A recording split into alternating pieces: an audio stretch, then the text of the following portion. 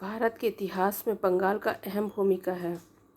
1741 से 1744 के बीच नागपुर के राजा राघोजी भोसले के सेनापति भास्कर पंडित लगातार आके धावा बोलते रहे अलीवर्दी के ऊपर। नतीजा ये हुआ कि हिंदू जनसांख्यिकी बच गया। 1757 में सिराजुद्दौला को हराया गया।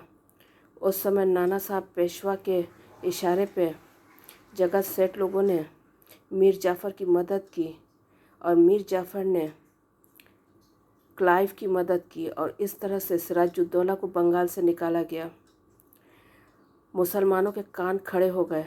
उनको समझ में आ गया कि अब क्लाइव, जो कि काफ़ी कमज़ोर था तब, इसको पेशवा कभी भी हरा के बंगाल को अपने अधीन ले लेगा। इन्होंने खेल खेला। इन्होंने अहमद शाह अब्दाली को बुलवाया और पानीपत का तीसरा युद्ध हुआ 1761 में, जिसमें मराठों को भारी क्षति पहुंची। इस तरह से हिंदवी स्वराज दिल्ली पे कायम होने से रह गया, क्योंकि उस समय नाना साहब पेशवा सोच रहे थे कि वो दिल्ली की गद्दी पे विश्वासराव पेशवा को बिठाएंगे और वो बंगाल भी जीत ले सकते थे और इससे पूरे देश में हिंदवी स्वराज कायम हो सकता था। मुसलमानों ने उस समय इस तरह का काम किया। भले ही बाद में इसका नतीजा ये हुआ कि उनके अंतिम मुग़ल शासक को बर्मा में एक अंग्रेज़ के गराज में मरना पड़ा और उनके वंशज कलकत्ता के रेस्तोरां और इधर उधर काम करते हुए मिलेंगे आपको। लेकिन फिर भी ये अपनी हरकतों से बाज नहीं आएंगे और अभी भी ये यही कर रहे हैं। ममता दीदी ने बहुत ही चतुराई से काम किया था। टीएमसी को, कांग्रेस को तोड़ के बनवाया गया था।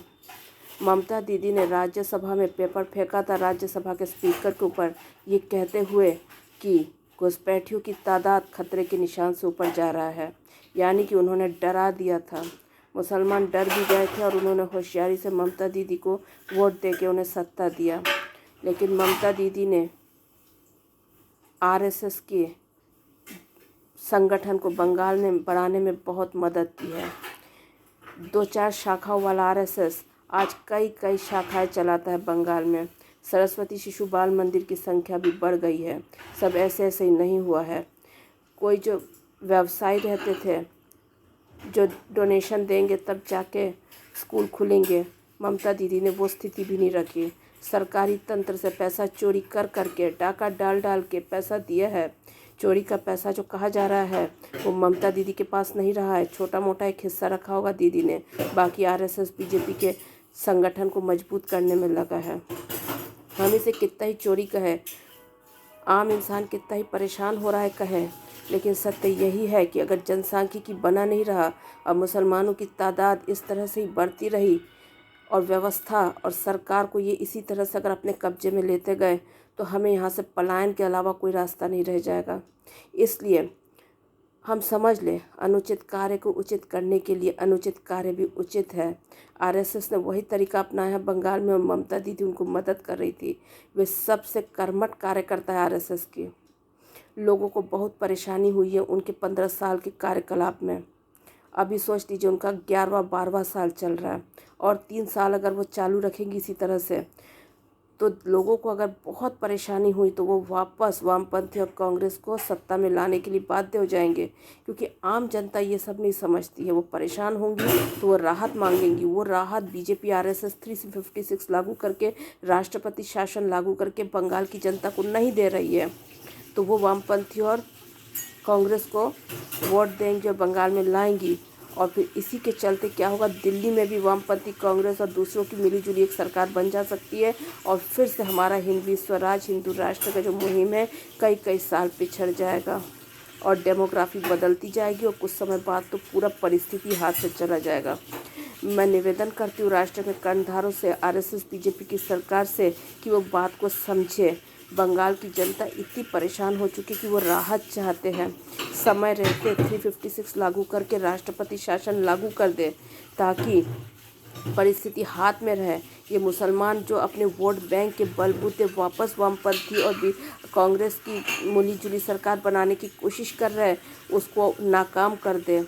जितना समय लगे राष्ट्रपति शासन रखे बंगाल में, लेकिन जनसांख्यिकी यानी डेमोग्राफी की समस्या का स्थायी समाधान जब तक का ना हो तब तक का यहाँ पे कोई इलेक्शन न कराए।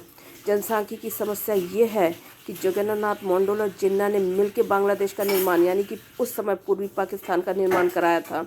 यानी कि उस बांग्लादेश की जो ज़मीन है उसमें दोनों का हक है। जिन्ना के समाज के लोग उन्हें कब्जे जमा के बैठे, लेकिन जोगेंद्रनाथ मंडल के समाज के लोगों का भी हक है उस ज़मीन के हिस्से में।